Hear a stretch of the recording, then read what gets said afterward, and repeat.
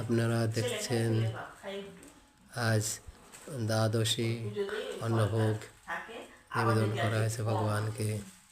সেই সব দর্শন করুন এবং সবাইকে দেখার জন্য সুযোগ করে দিন, কারণ এই দ্বাদশীর অন্ন মহাভোগ দর্শন করলে পুণ্য লাভ হয়।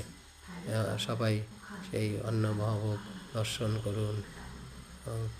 ঘরে গোপাল আছে, গোপালকে দর্শন করুন।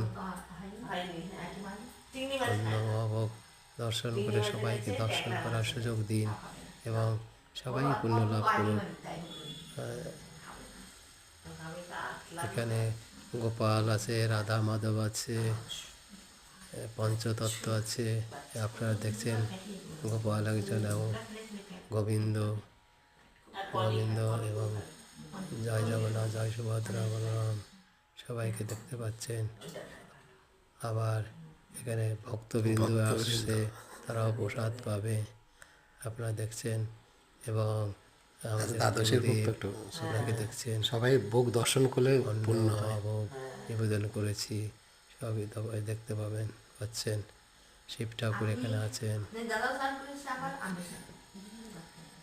আবার অন্নভোগ দেখাচ্ছি, বারবার দেখতে পুণ্য লাভ হবে।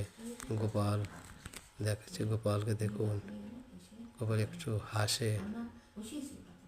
পঞ্চতত্ত্ব গৌর মহাপ্রভু, নিত্যানন্দ প্রভু, অদ্বৈত পদার্থ শ্রীবাস, রাধা মাধব দেখুন, জয় জগন্নাথ, জয় সুভদ্রা, জয় বলরাম, তাদেরকে দেখুন। গুরুদেব সবাইকে দেখুন। হরে কৃষ্ণ।